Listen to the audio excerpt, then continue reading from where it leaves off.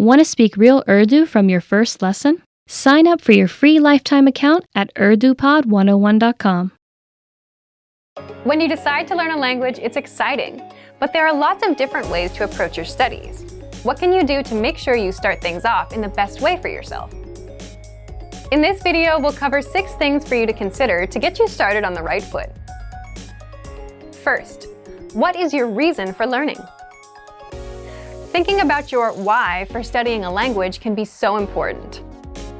If you know why you're doing something, it becomes easier to create goals. There are lots of reasons to learn a language: travel, family, friends, love, and even the experience of living in a new country.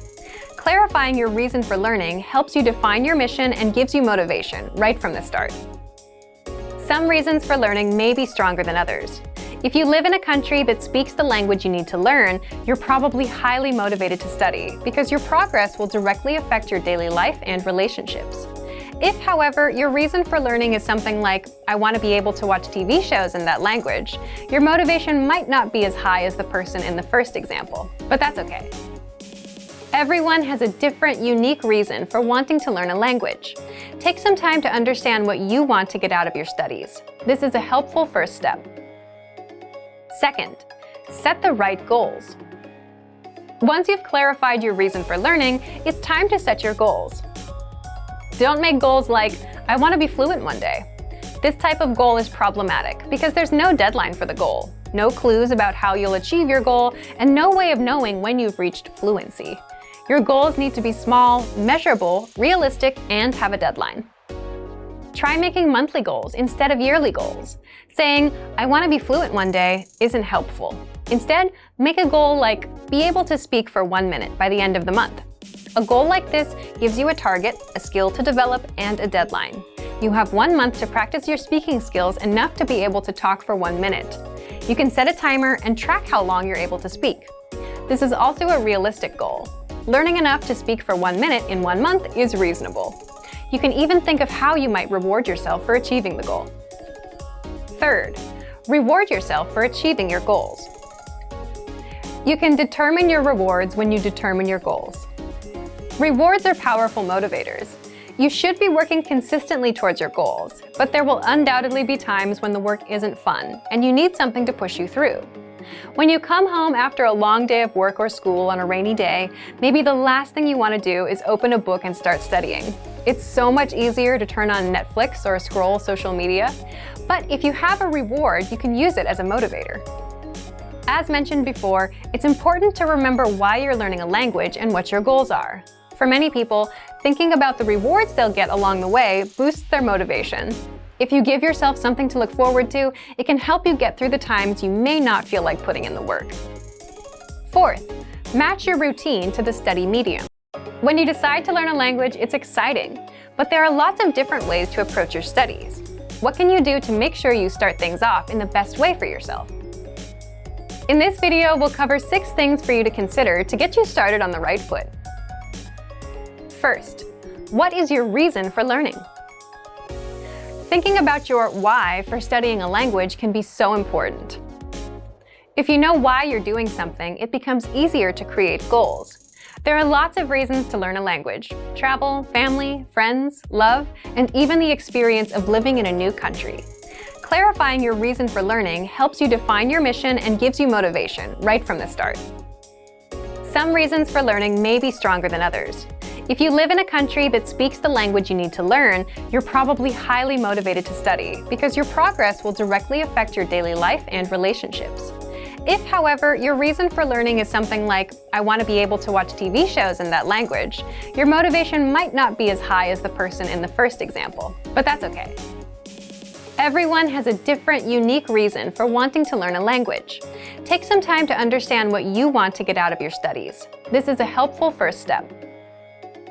Second, set the right goals. Once you've clarified your reason for learning, it's time to set your goals. Don't make goals like, I want to be fluent one day.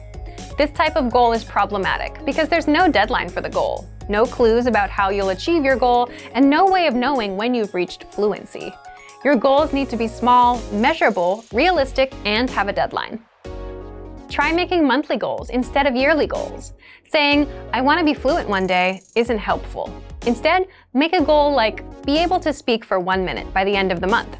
A goal like this gives you a target, a skill to develop, and a deadline. You have 1 month to practice your speaking skills enough to be able to talk for 1 minute. You can set a timer and track how long you're able to speak. This is also a realistic goal. Learning enough to speak for 1 minute in 1 month is reasonable. You can even think of how you might reward yourself for achieving the goal. Third, reward yourself for achieving your goals. You can determine your rewards when you determine your goals. Rewards are powerful motivators. You should be working consistently towards your goals, but there will undoubtedly be times when the work isn't fun and you need something to push you through. When you come home after a long day of work or school on a rainy day, maybe the last thing you want to do is open a book and start studying. It's so much easier to turn on Netflix or scroll social media, but if you have a reward, you can use it as a motivator. As mentioned before, it's important to remember why you're learning a language and what your goals are. For many people, thinking about the rewards they'll get along the way boosts their motivation. If you give yourself something to look forward to, it can help you get through the times you may not feel like putting in the work. Fourth, match your routine to the study medium. The word routine here refers to your everyday routine. You need to understand your personal schedule and your personality to make a study schedule that's right for you. It may come as a surprise that this is a step where many people fail. They think they can do a lot more than they actually can, get overwhelmed, and quit. In the end, the people who give up after just a few weeks of hard study are only able to do a fraction of what they planned to be able to do. It can be tough to understand your own limitations. We all like to think we're capable of doing anything we put our minds to, at any time, on any day. But the reality is, there will be times when we're tired, bored, or just don't feel like studying. We need to be able to plan for times like these. To do that, we need to understand our own limitations. Try this. Write out your weekly schedule. Where do you have some existing time that you can spend on studies? For example, maybe you have some time on your commute every day, or sometime during a lunch break. If you're super busy, like most people, look for places in your day that naturally make sense, instead of trying to create a whole new block of time to devote to your studies. Maybe it's when you visit a cafe, or when you're on the bus or train. See if there's a place where you can match the medium, the learning method, to your existing routine. For example, on your commute in the morning, you can listen to an audio lesson twice a week, or listen once a week after dinner at home while you do chores. Break out some vocabulary flashcards during lunchtime. Maybe you can even find a weekend class. Which brings us to our fifth point. Fifth, anchor points. These are the connections you make to a language that boost your motivation and keep you attached or anchored to your goal. For example, maybe you have friends or relatives that speak the language, and if you're around them and you're exposed to the language, you're more likely to learn. If you don't know anyone who speaks the language, consider making a monetary investment, like a textbook or a learning program. By paying for something, you make a commitment to yourself to use it. Sixth, assessment. It's good to know where you are in your studies and determine if you're making progress. If you're not moving forward, maybe the methods you're using aren't quite right for you. Or maybe you need to find new ways to add studying into your routine to give you more opportunities to learn. But don't do assessments so often that you don't actually have a chance to learn. For example, if you take a test once and get a score you're not happy with, don't immediately take the test again. Give yourself time to study and develop your skills more. Then you can come back and try again. Assessment is a great way to keep yourself on track, but don't let tests take over your studies.